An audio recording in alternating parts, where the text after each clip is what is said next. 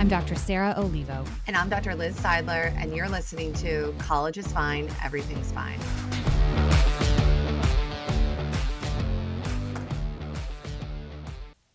Hi, listeners. We're back with another MICRODOSE episode. This is another acronym that Sarah and I have put together that I think is really helpful, particularly when times are tough. You kind of hit like a roadblock or you're in a stressful moment, and we know that there will be a million of those over your college years, that using this acronym as a way to take a step back from the situation and hopefully handle it or get the start of handling it in an effective way is P.O.I.S.E. So Sarah, do you want to get us started with that, with the P? Yes. All right. So P is press pause. All right. So we know that in stressful situations, as you mentioned, they will come up. A lot of times what happens is we'll notice that either I or you or people we work with or friends, it's like the stressful situation comes up. 10 out of 10 people agree it's stressful, but then the reactions or sort of the layering on that comes with it is oftentimes adds to the stress or makes the situation worse. So this is a bit of a sort of like a tolerating some distress so you don't make the situation worse piece. And so if you press pause, right, then that just gives you, even if it's just a little bit of distance between how you feel in the situation and what your action might be. So P, press All right, pause. The O in P.O.I.S.E. Once you've kind of paused, the next step is to really increase your awareness to what's going on in your body and your mind. And the things that we really want to pay attention to is noticing what kind of thoughts am I having in this moment. You might be able to kind of catch yourself thinking in a way that might be unhelpful or ineffective. What emotions are coming up for me? And then importantly, what urges am I having to what urges am I noticing that I want to act on that might not be helpful or might be helpful in the situation? Yeah. So, like observe what's going on internally from you. Like it's kind of take stock, observe internal stuff, look at around you and take a sense of the situation. You're in public. Do you want to say something here? Maybe wait, right? So it's just pause and then observe and take note of those things. Then I inhale and exhale. Do this as many times as you need. Yes, this could have been a B. We could have said breathe. But P.O.I.S.E. doesn't spell anything.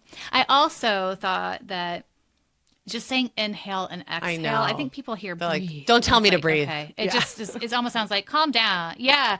Yeah, they get really reactive, and I understand because it's probably been said to them in a really invalidating way. When they're upset, people just sort of assume like, oh, if you breathe heavily or get told to breathe, like that'll help. And so many times people have like, if you come in, they're like, if you tell me to breathe, if that's one of your skills, I'm out of here. And I'm like, all right. That said, there's a reason why it does still work. When you take in a big inhale and a deep exhale, and you have those kind of prolonged, purposeful breaths, it does something to your nervous system. When you take in a deep, purposeful breath and exhale slowly in a deep and purposeful way, your nervous system reacts. It takes stock. It does start to calm the rest of your body down, and therefore your mind starts to calm down a bit. So it's, even though it might not feel like, oh yeah, we know how to breathe, it's a really important step just to help slow your nervous system down. Yeah, and I think that step is really important because to get to this next step of stretching out your options, you really do need your body to be calmer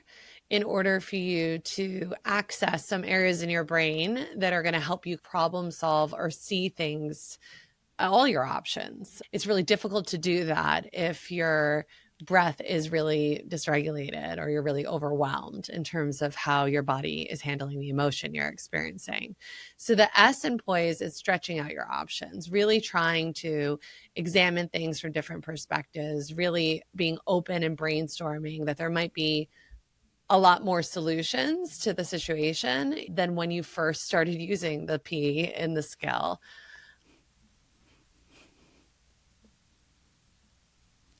And then last but not least is the E, effective action. So once you are able to do P, O, I, and S, you're much more likely to have actions responses that are effective in the moment, that kind of help you make better decisions, think about your long-term goals and needs in that moment, to give you maybe a chance to take some perspective on what the other person might be thinking, as opposed to having that reactive reaction, which tends to be kind of coming from a hot-headed place.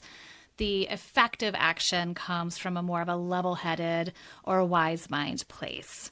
So that's our other acronym that we had fun creating. So P.O.I.S.E, poise. Practice poise during times of stress. Sounds great.